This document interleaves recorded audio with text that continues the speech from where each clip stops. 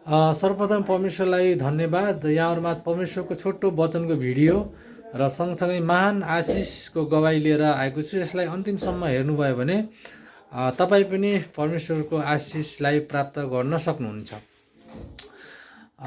विगत लामो समयदेखि एउटा मैले प्रभुसँग प्रार्थनामा एउटा घोषणामा एउटा चाहिँ विश्वासले परमेश्वरसँग केही कुराहरू मागिरहेको थिएँ। प्रभुले मलाई यो भिडमा चुन्नुभयो। चुने सँगसँगै आफ्नो राज्यको लागि मलाई खडा गर्नुभयो। आफ्नो सन्तान हुने अधिकार दिनुभयो। हामीले जसरी आफ्नो सन्तानलाई औधी प्रेम गर्नुहुन्छ त्यसै नै परमेश्वरले मलाई औधी प्रेम गर्नुभयो र मेरो आवश्यकता परमेश्वरले हरेक कुराहरू बिस्तारै पुरा गर्दै जानुभयो र मलाई अति नै सेवाकाईमा हिँड्नको लागि अति नै आवश्यक एउटा साधनको थियो। झन्डै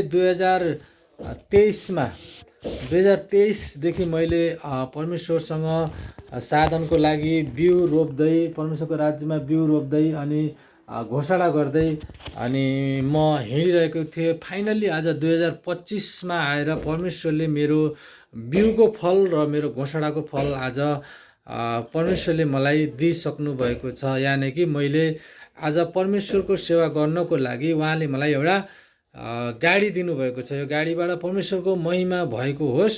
मैले यो 2 साल भयो यसलाई चाहिँ आफ्नो पार्टीमा बुकमा लेखेर राखेको, दैनिक रूपमा घोषणा गरेको होइन। यसलाई चाहिँ परमप्रभुले भन्नुभएको छ, तिमीहरूले जे पनि परमप्रभुलाई मागेका हुन्छौ त्यो आफ्नो पार्टीमा लेखेर राख भनेर हबकुब 2:2 र 3मा हेऱ्यो भने सबै कुराहरू पार्टीमा लेखेर राख भन्नुभएको। साँच्चै यो चिजलाई मैले लेखेर राखेको थिएँ। दैनिक रूपमा परमेश्वरको राज्यमा घोषणा गर्ने, बिउ रोप्ने गरिरहेको थिएँ। फाइनली आज 2 वर्षपछि परमेश्वरले यो कुराहरू दिनुभएको छ। किनकि पृथ्वीका सबै कुराहरू कसैको पनि होइन, परमेश्वरकै हुन्। हालेलुया।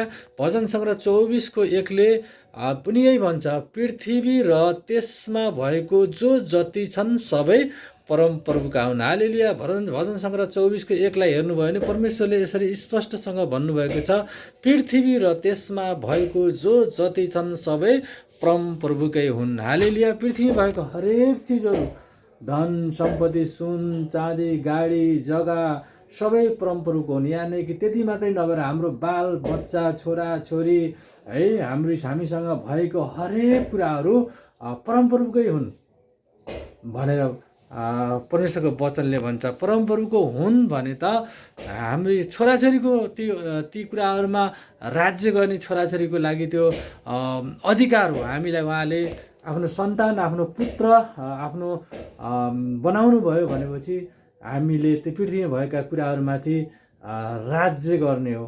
ती कुराहरू अदृश्यमा छन्, विश्वासद्वारा ती कुराहरूलाई आफ्नो जीवनमा प्रकट गर्ने हो। मलाई थाहा थियो परमेश्वरले मेरो लागि अदृश्यमा मेरो लागि साधन राखिदिइसक्नु भएको छ। तर त्यसको लागि मैले बिउ रोप्नुपर्ने हुन्छ, विश्वास गर्नुपर्ने हुन्छ र त्यसको लागि दैनिक रूपमा मैले घोषणा गर्नुपर्ने हुन्छ होइन। जसरी एउटा चाहिँ भनौँ न कालो भैँसीले अनि हरियो घाँस खान्छ तर त्यसले सेतो दुध दिन्छ, कसरी दिन्छ हामीलाई थाहा हुँदैन नि त। त्यसरी नै परमेश्वरको वचन जीवित छ। परमेश्वर हिजो आज सदा सर्वदा उहाँको वचनले काम गरिरहेको छ होइन।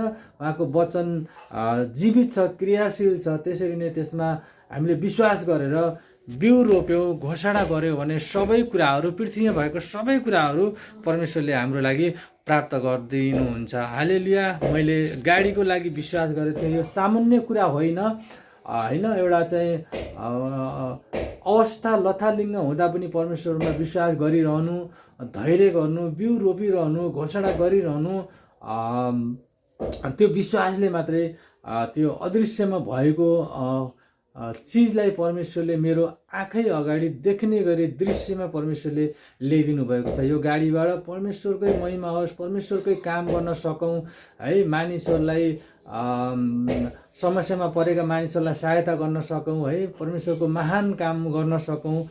यो गाडीबाट परमेश्वरकै महिमा भएको होस्। अनि यहाँहरू जतिजनाले देख्नुहुन्छ मेरो लागि अनि मेरो टिमको लागि मेरो चर्चको लागि मैले काम गर्ने एउटा सुधारगृह छ, सुधारगृहको लागि र फाइनल्ली यो मलाई परमप्रभुले दिनुभएको आशिष यो गाडीको लागि प्रार्थना गरिदिनु होला। तपाईँ पनि विश्वासमा स्थिर रहनुहोस्। तपाईँले परमेश्वरसँग माग्नुभएका बोल्नुभएका कुराहरू पाटीमा लेखेर राख्नुहोस्, कापीमा लेखेर राख्नुहोस्, दैनिक रूपमा घोषणा गर्नुहोस्। तपाईँले पनि आफ्नो जीवनमा आफ्नो आशिषलाई प्राप्त गर्न सक्नुहुन्छ। किनकि परमेश्वरको वचनले भन्छ परमेश्वरमा विश्वास गर्नेको लागि कुनै कुरा असम्भव छैन, सबै कुरा सम्भव छ। हालेलुया। परमेश्वरमा विश्वास गर्नेको लागि सबै कुरा सम्भव छ भनेर परमेश्वरको वचनले भन्छ। परमेश्वरको वचनले भर्खरै पढ्यो, पृथ्वीमा भएका सबै थोकहरू परमेश्वरकै हुन्। हालेलुया।